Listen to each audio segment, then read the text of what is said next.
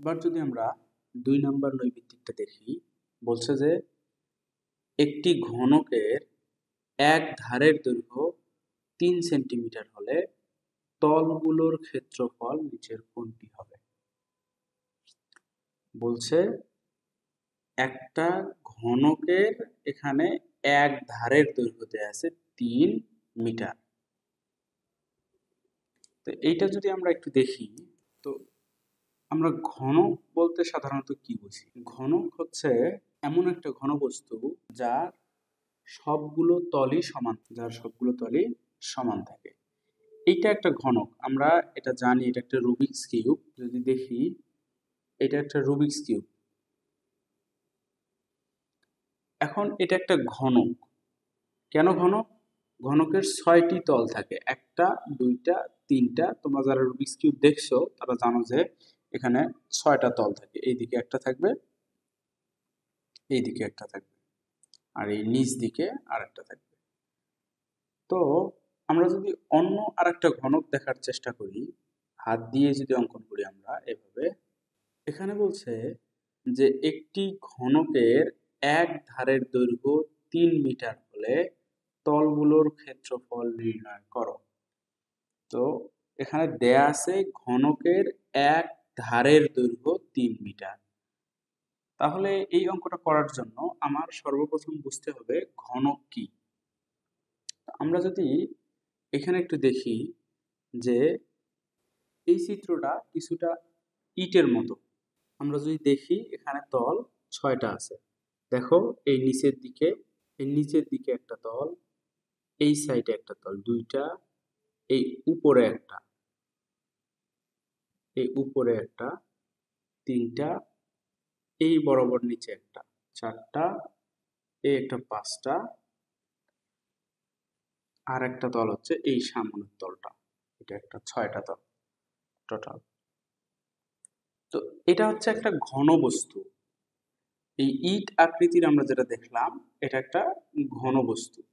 কিন্তু আমাদের তো এখানে ঘনবস্তু চাই না। এখানে বলছে যে একটি ঘনকের, এটা আমরা দেখলাম ঘনবস্তু। যদি আমরা এখানে লিখে দেই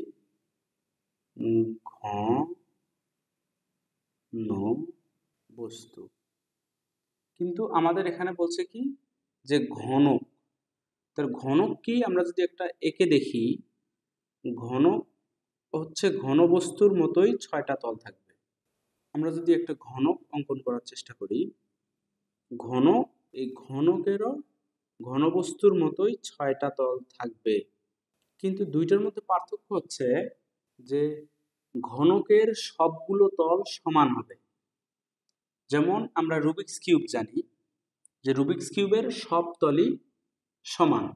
কিন্তু ইট যদি আমরা দেখি, ইটের সবগুলো তল কিন্তু সমান নয়। তাহলে আমরা এটাকে বলবো ঘনক। ঘনক কেন? কারণ সব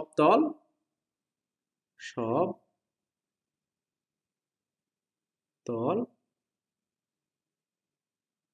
সমান। তাহলে দেখা যাচ্ছে কি একটা ঘনক আর একটা ঘনবস্তু একই জিনিস প্রায়, তবে ঘনবস্তুর সবগুলো তল সমান নয়, কিন্তু ঘনকের সবগুলো তল সমান হবে। এতটুকুই পার্থক্য। তাহলে আমরা ঘনক চিনলাম। আমাদের এখানে চাইছি কি? এখানে বলছে ঘনকের এক ধারের দৈর্ঘ্য ৩ মিটার হলে তলগুলোর ক্ষেত্রফল নির্ণয় করো। তাহলে আমরা দেখলাম ঘনকের কয়টা তল? ৬টা তল। এখন যদি আমরা তলগুলোর ক্ষেত্রফলের কথা চিন্তা করি, ঘনকের ক্ষেত্রে, ঘনকের তলগুলোর কথা যদি আমরা চিন্তা করি, আমরা যদি এইখান থেকে ঘনকের তলগুলো বের করার চেষ্টা করি, তো এইখানে এটা একটা ঘনক। কিভাবে? আমরা আগেই দেখলাম। এখন এই ঘনকের যদি আমি প্রত্যেকটা তল আলাদা করি, তাহলে একটা তল আসবে, এইভাবে আরেকটা তল আসবে, আরেকটা তল আসবে, এইভাবে মোট ৬টা তল আসবে ঘনকের। আর আমরা কি দেখলাম? যে ঘনকের সবগুলো বাহুই সমান। তাহলে এই ঘনককে যদি আমরা আলাদা করি, তাহলে এরকম 6টা পার্ট আমরা পাচ্ছি।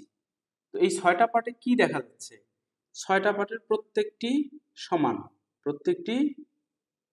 সমান দেখা যাচ্ছে।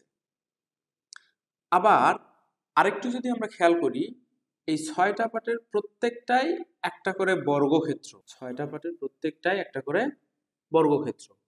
এইটা একটা বর্গক্ষেত্র, এটা একটা বর্গক্ষেত্র, এটা একটা বর্গক্ষেত্র, এভাবে 6টা এখানে বর্গক্ষেত্র আছে। তাহলে আমাদের প্রশ্ন যেটা বলছে যে এক ধারের দৈর্ঘ্য 3 মিটার হলে তলগুলোর ক্ষেত্রফল নিচের কোনটি? তলগুলোর ক্ষেত্রফল নিচের কোনটি? তাহলে এইখানে যে তলগুলো আমরা পাইছি সেগুলোর ক্ষেত্রফল নিচের কোনটি হবে? তো আমরা যেটা জানি যে বর্গক্ষেত্রের ক্ষেত্রফলের সূত্র হচ্ছে বাহু স্কয়ার বা এ স্কয়ার।